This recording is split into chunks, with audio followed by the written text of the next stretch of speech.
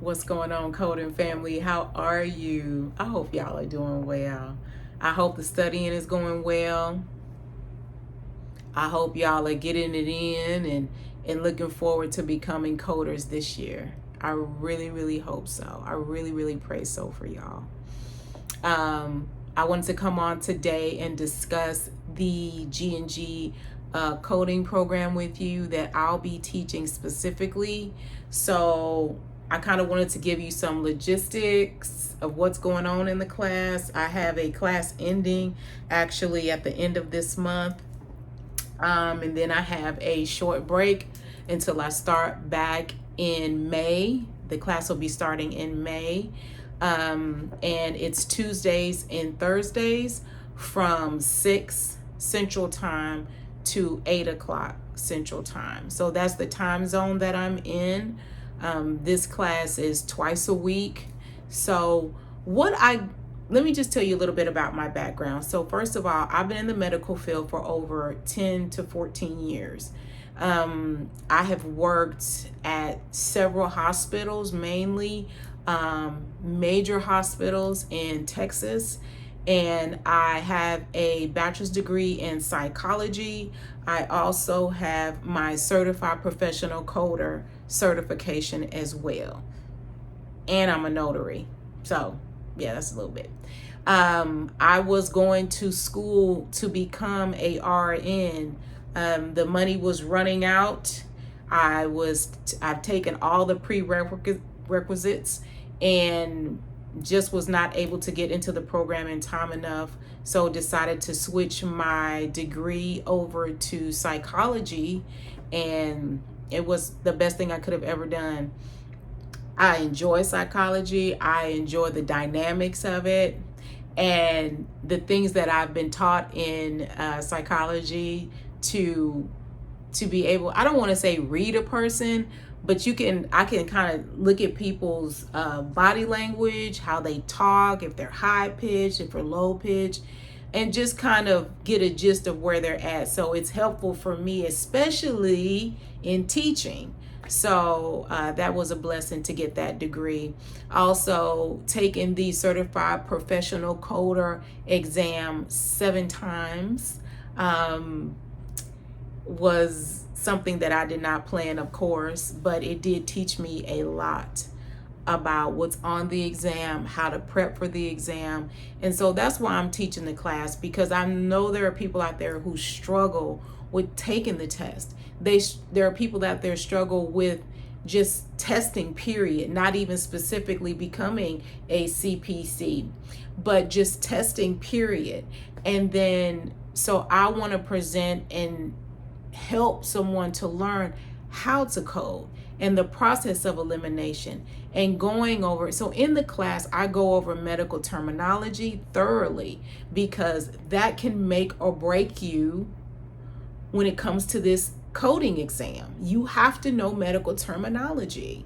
And I put a good amount of emphasis on that, and knowing the anatomy. So that is something that I teach and is very critical. Also testing, also going through the different subjects that will be on the exam. So I do that. I go through, and it's face to face. So what it is that I am virtual, and we come in on time at 6, and then we leave maybe around 7:45, 8 o'clock, but we will get it in.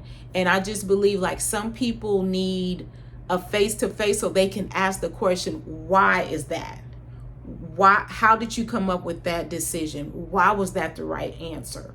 So that's why I'm doing it virtual, because people need to be able to ask the questions. Of course, you can do self-paced if self-paced works for you, but some people, self-paced teaching does not work.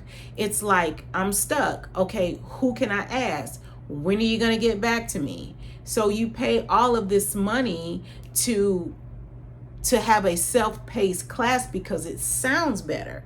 Oh, I can just come home, and once I'm done cooking and, dealing with the family, then I can start studying. But if there's no accountability, hear me again, if there's no accountability, Some of you will not study. Some of you will backtrack. You'll study once a week. You'll pick up the book once a week. You'll turn on the exercises once a week. But you want the certification. So I'm here to be the accountability partner, and I offer mentorship. So I'm checking in with you. I'm seeing where you're at, and that happens once a month. There's a check-in, we talk, we discuss some things for about 30 to 45 minutes just to see where you're at. Are you studying? Do you feel effective? Is there something else that I can do to help? Because that's what I'm here to do. So this is why I offer the class. Because I remember the times when I was frustrated or I wasn't dedicated like I should have been to put in the time to say, okay, I'm going to pass the exam and I'm going to get the money that I deserve, right? So sometimes you do need that accountability. You do need it. Some of us have been procrastinating. You sitting at that job, sitting behind that desk because you say to yourself, well, I really don't want to pay the money to take a class and I don't want, then stop complaining. Stop whining, please, because it's not helping you. We sit behind the desk, and I was doing it too. So I was sitting behind the desk. I had failed for the third time. I said to myself, I'm not going to take it again. I'm just going to sit behind this desk and I'm going to retire at 65 or 70, and then I'll just get my retirement and that'll be it. What you tell me, what kind of life is that? What kind of life is that? Because you don't want to spend the money? Well, you're going to go shopping, that's for sure. Either you're going to go shopping, you're going to buy alcohol, you're going to do things that you enjoy, you're going to travel, but you won't put anything towards your future. No, you don't want to pay the money. But you have to invest in yourself. You have to. I had to invest in me, and I invested thousands of dollars. I had to take the class more than once. I had to take the test more than once. I had to invest in getting study material more than once so I could get what I needed to pass. And I had to let God know I'm serious about this and I need your help. Y'all, I remember the time. It was the 6th time I had taken this test. And I had prayed about it.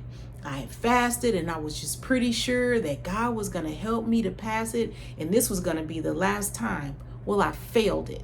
I failed it for the 6th time. And I remember I had gotten my results on Sunday. For whatever reason, I had gotten my results on Sunday because I had taken the test in the comfort of my home. Because I feel like, that's so much better. So I had taken the test, got my results on Sunday, found out that I failed again. I stood in my bathroom mirror and I said, I'm so mad at you. I could have sworn you told me that I was going to pass. And I was just talking to God, and I was crying and I was upset, and I let him know that I was upset with him. I let him know. And you know what came out of my mouth? The next thing that came out of my mouth was, I cannot pay for the next test, because the test was $300 and $300 in a roundabout. And I said, I can't afford to pay for this test again. So if you don't fund it, I'm not taking it. And that's exactly what I said to God. So I was sitting in my car. I had went to my parents' house. Then I came back home and I had been crying, and my dad was like, we can help you. And I was like, no, I don't want your help. Just being a baby about the whole situation. And I get this phone call. And so it's a friend who I never talked to. She works with me, but we don't talk on the phone. And she called me and she said, Tiffany, what are you doing? And I said, I'm sitting in my car. She said, well, why are you sitting in your car? I said, I failed the test for the 6th time. I said, and I don't have the money to take it again. And I'm just upset. She said to me, how much is the test? And I told her it was like $300 and something. She said, come get your money on Monday. I got the check ready for you.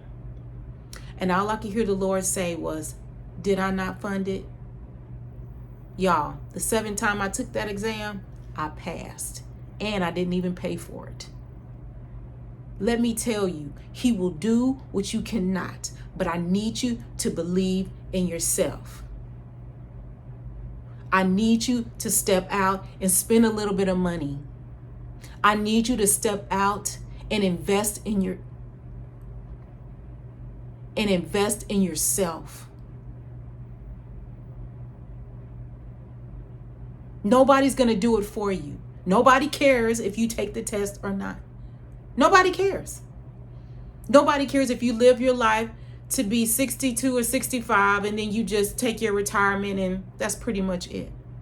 Because you didn't invest in you. It's a choice. It's a conscious choice that I had to make. I had to say, put me in, coach, for the last time. Put me in. Being broke is not a thing. It's not a thing that I like. It's not a thing that it felt good to me. But surely if there's something that I can do about it, then let me do my part and let him do his part. I need y'all to get up and say, put me in, coach. I'm ready. Classes start in May. If you're serious, and even if you don't take my course, do something. Invest in yourself. Do something. Please. I'm here. Class starts in April. I'll post the flyer. I believe in you. All I need you to do is believe in you. This is From Broken to Blessed. I'll talk to y'all soon.